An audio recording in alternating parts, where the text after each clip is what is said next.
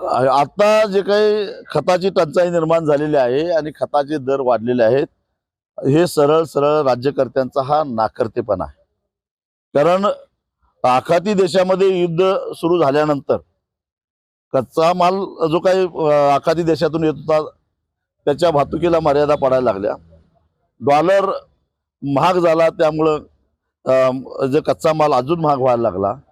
शिवाय सरकारनं त्याच्यावरची असणारी सबसिडी कमी केली, जी खत कंपन्यांना सरकार सबसिडी देतं, ज्याच्यामुळं आपल्याला परवडेल या दरामध्ये खत कंपन्या खतं विकत असतात. ती सबसिडी कमी केल्यामुळं या तिन्हींचा एकत्रित परिणाम म्हणून आज खताचे दर आकाशाला भिडलेले आहेत. याला सर्वस्वी जबाबदार केंद्र सरकारचं धोरण आहे. त्यांनीच तो प्रश्न निर्माण केला आहे, त्यांनी सोडवलं पाहिजे.